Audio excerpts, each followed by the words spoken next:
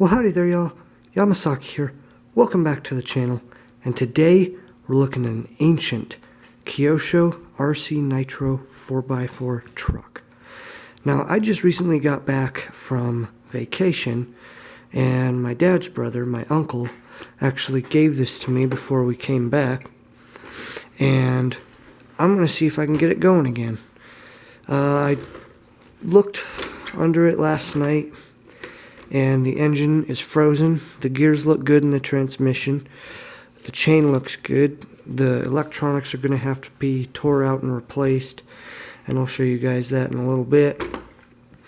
But we're going to get started on reviving this thing. And I've got all my RC, this is my RC toolkit, you know. Got an aircraft transmitter in here because mainly I fly planes, but it's all kind of the same in this hobby, should we say.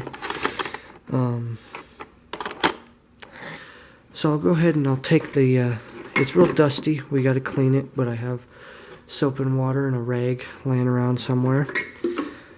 The body is a little bit broken on the back here from the support on the back right here, and then a crack right here, but we're going to use some Bondic, which is that UV dry glue. First thing I noticed is how stout this thing's built. It's mainly all metal, which I like. It means that I'm probably not going to have to worry about anything, really, aside from just the electronics and stuff. But this is also cracked. There was a piece of electric tape right here that I took off. I'm just going to Bondic all these corners so it's all nice and good to go, and clean it up. I'm kind of intrigued at how this is the filter, just a piece of foam on a tube going to the carburetor, but I mean, I'm sure it works. There's the engine. It's an OS Max. I don't know if you can see it. I'll try and zoom in there, but I'm not sure what size it is. This is actually how you would start it.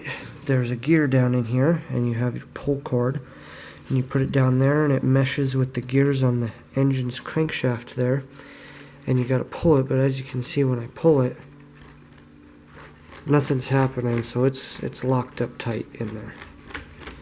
I did put some oil down the glow plug, but I'm sure I'm gonna have to take this entire tray off here. There's 1, 2, 3, 4 trays right there. I am not sure how I'm hoping if it's loose enough I can, that chain right there going from the transmission to the rear drive line. I was actually intrigued at how this thing is four-wheel drive, but it's chain driven. My dad said it's probably got to be one of the earlier models, one of the earliest models of RC Nitro truck made, which I think is awesome. I'll go ahead and get the electronic hatch open for you guys to see what it looks like. Just pull that pin there, and this whole cover will lift off. I had a look in last night, and these are old Tower Hobbies servos. It looks like everything works, but you can see that the tray in there is completely mangled. So everything in this box is going to have to be replaced. There's the battery pack, the 2 servos. I can put some more modern day servos in here, and then the receiver, of course. I think I have. My uncle also gave me a box full of all of his other RC stuff, as well as a couple of Nitro engines. And there was a Tower Hobbies branded, what looked like an aircraft transmitter, but this far back you probably are talking just an old aircraft looking transmitter rather than the modern day RC truck versions of the transmitters. I think I am missing the top to this fuel tank here, which that might not be too hard. I like how it's straight piped. That looks like a custom redneck design right there, but it's probably factory. This thing's actually fiberglass right here, this entire electronics tray, surprisingly enough. I don't think it'll be too hard to get this thing going. We just got to worry about this engine here that's locked up. So I don't really know. We're going to get started on the body and these panels here. We're going to clean them up and bondic everything, all the cracks and stuff. So I'm going to go ahead and put you guys on the tripod here and let's get started. So stay tuned. Alrighty, so we're going to go ahead and get started on this truck here. You know, one of the main reasons why I just love doing this as a hobby, restoring old things with an engine, it's just a really good way to pass the time and keep history alive. I'm only 19 years old and I don't like playing video games anymore. I really just don't. My dad taught me what I know about all these hobbies and stuff. I see it as a better way to pass the time. So we're going to start with this little 4x4 electronics hatch here. I just got all the dirt and crap off. I'm going to go ahead and dry it. I'm going to go ahead and start patching it up.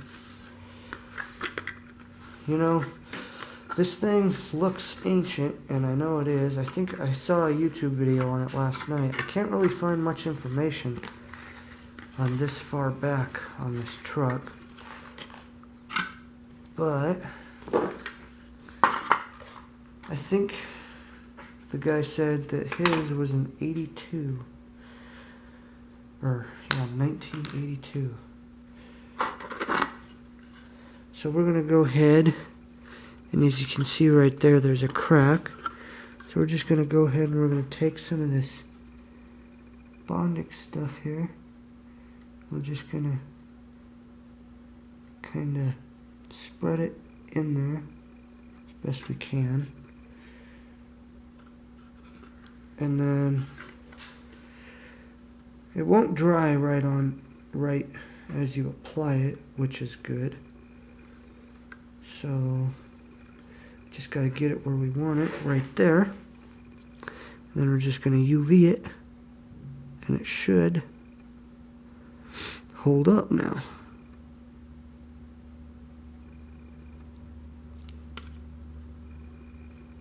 We'll do the other side just to be sure.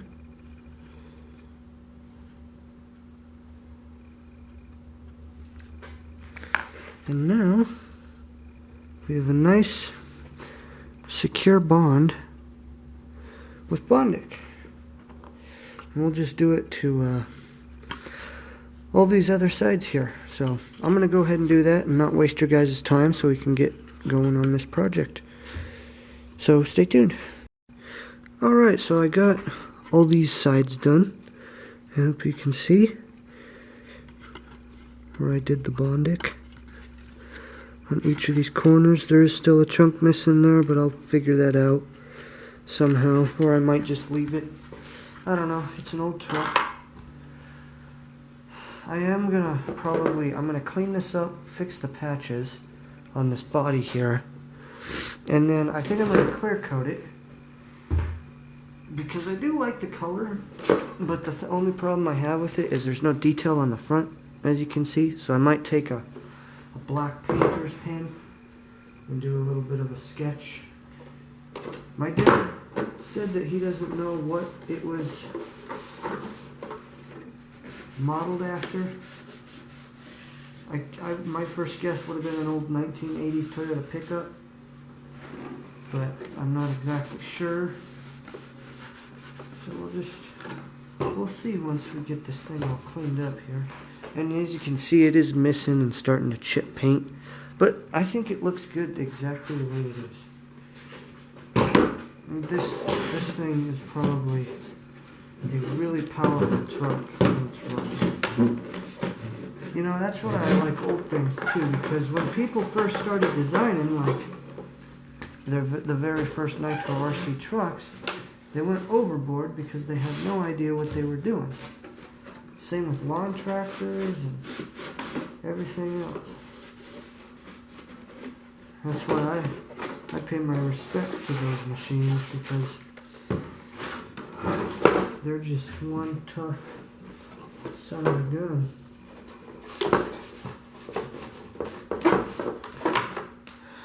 So I think we're just about done cleaning it up for now.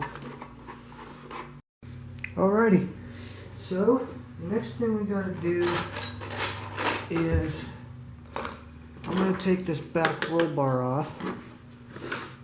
Actually, no, I'm actually gonna take the this support off here, because that is where the major crack is, aside from next to that roll bar. And you probably see, I don't know if you can see on the camera, but I'm taking these 2 screws out here. Trying to get it out of there. Got one. Oh, looks like it just popped through. Well, that's one way to do it, I guess.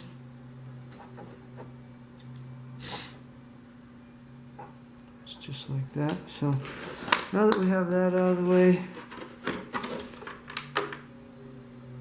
it looks like there's more than one hole. I'm not sure why that is, but I'm going to go ahead and start repairing this here. You just got to pick where you want to start on this thing and get that done first. You need to pick a part that you want to start with and finish it, because that's my problem. I have a crap ton of projects, and I don't know how I'm going to get them all done. But you see, now that we got it where we want it, we just go ahead and we Bondic it. Try and make it nice and sturdy. Right there. There's another one right there. Let's try and get it all into place. Just like that. And so we kind of got it. Yeah, it's sealed for the most part. I think I missed a spot though next to that mount hole there. And you can always, with Bondic too, it's on you on when you want to dry. Won't look pretty, but it's going to hold up.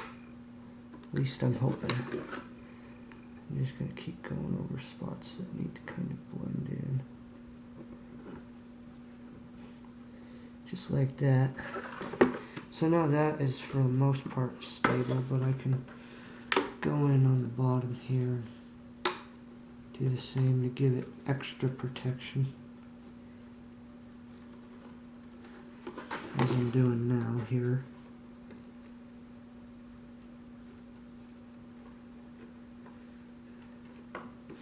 Just fill in the cracks where you need it filled. Alright, so we got that done. Now, I'm going to start on the truck itself. Go ahead and get some of this stuff out of the way. I'm going to go ahead and I'm going to tear out all that electronic junk. I might keep the servos. They're probably still good because they're older servos. So yeah, I'm going to go ahead and reset up the tripod, and I'm also going to get this bracket back on, or this stabilizer, or hold down for the body. And yeah, we'll get to work on the actual truck now. Stay tuned. Alrighty, so I just got the support back on. I reinforced a lot of that crap in that area. I did, as you can see, there used to be, well maybe not, but like these holes you can also patch with Bondic. If you put enough on and start on the outsides, like you can see some there, you can slowly build up. And like there's a hole right there that I patched up with Bondic. I'm not sure if this plate is supposed to be on the outside or the inside of the body. I'm pretty sure it's on the inside, but I'm thinking just to be safe, I'm going to build another one of these plates, or maybe use some mechano parts and put it down there, because it's still really unstable and I don't trust it. But I think for the most part it'll stay on there. But we're just going to put that aside and that aside. And then we're going to focus right here.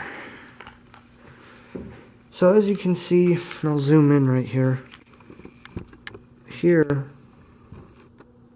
is the battery pack.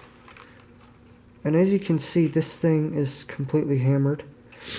Now, I am going to go get an example of the setup I am going to do on this.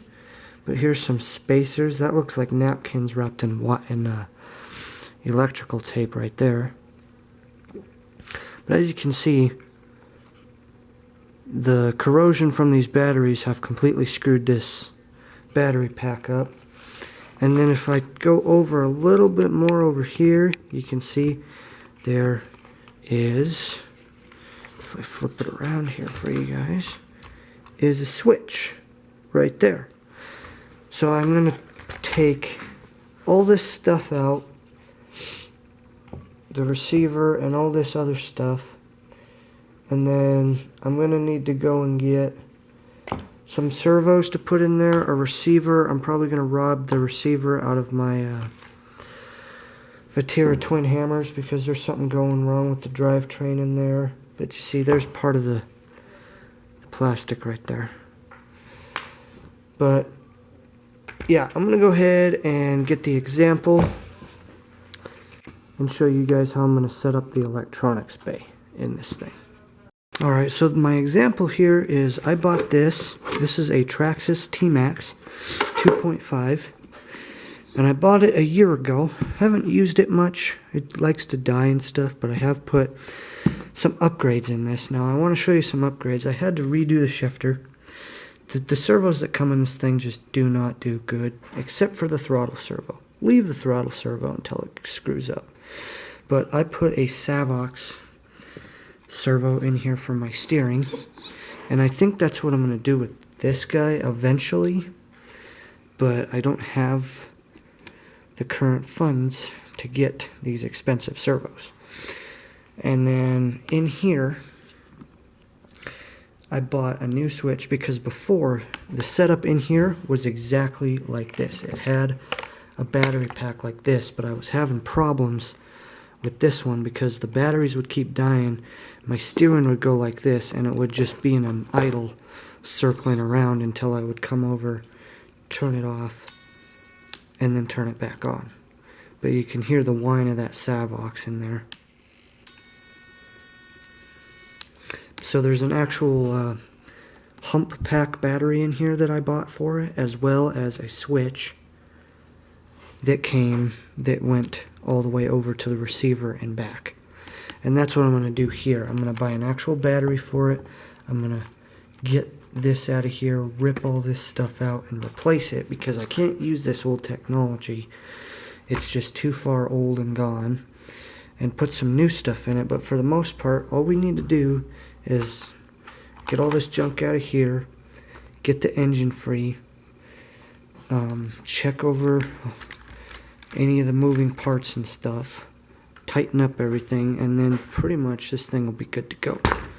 I mean, this thing, you can see about 40-year difference here on how the technology went from as simple as stuff like this to as complicated as a big giant motor and this big huge thing. It's actually pretty cool. This thing's pretty heavy on its own, but I'm sure if I were to put these two up against each other, this one would win because of the bigger engine, more weight. This thing has a pretty good amount of weight because of all the metal components. And I'm not sure what size this engine is either. But that's about a 30 difference in RC nitro technology there. Pretty cool. Plus I don't even have to hand crank this one like I do that one. I just put my starter motor right here and then it does it for me electronically. So, but yeah. Well, I'm going to go ahead and start tearing into this stuff and then we will be back. So, stay tuned. Alright, so I just got the electronics box off. And it only took 4 screws. It took these 2 up here and then some nuts that go on to the these top mounts right here, right above the rear suspension spring. And as you guys can see, this thing's so old. The servos, their spur gear is square in the middle. It's that ancient. And here are the servos I'm going to use. They're Duratrax SX101s. They're pretty good. I'm going to have to use these because these old ones up here, those linkages, arms, won't be compatible with modern day tech. That's how ancient this thing is. My dad says not to waste time on it, you know, because my uncle never was able to get it running right or something. I still want to attempt to, because with modern day tech, a little bit of modern day tech, and you can make an old original machine run again just fine. And I really want to try. So let's keep on going. I'm going to get the receiver and the servos out, and we'll see how it goes. So let's rock and roll. Okay, so it wasn't as hard as I thought. I guess all that stuff, all this stuff, the servos that are mounted to, these brackets are also mounted to the same mounts. So, alright, well, this thing doesn't look to be in too bad a shape. Looks like it needs a little bit of cleaning. And then I'll get to work on these servos and stuff. Looks like, oh man, they actually use silicone to hold the receiver in place. That's crazy. Get the receiver off that. Oh. So it looks like it'll be a little bit of time before I take these servos off, because there's nuts and machine screws on all 4 of these, or on all these 2. Okay, so alright, I'm gonna keep on chugging at it, and I will see you guys in a bit. Alrighty, so I just got all the electronics installed. Got your battery, receivers down here, just Spectrum, all that wiring mesh down there. Then we got our servos there. Still have to put the screws in right here. Need to find Velcro so I can Velcro these 2 things, but I wasn't able to at the moment. This is your charge switch, I think. And that's pretty much it for this video. I will be continuing to work on this thing. Next thing is to get that thing unfroze. So just gotta put that back down on there, like that. And then we gotta find our pin, wherever I did put it. Oh well, but yeah, I'll show you the, actually I'll take this cover off to show you guys. But the steering works to the best that I can get it so far. It looks like this is bowing a little bit, so I'm gonna have to, might have to put some lubricant down in here just to loosen things up, but we have steering at least, and we do have throttle. But as you can see, I need to tighten everything down. But it's work in progress. We're getting there. If these are hobby grade wheels, I'll probably replace them. I want aluminum rims. I think that would look cool on this thing because it's all basically aluminum and whatnot. But yeah, well, I hope you enjoyed this video, guys. So don't forget to like, subscribe, and comment for more content. And Yamasaki, out. See y'all later. And stay tuned for part 2 on this old beast.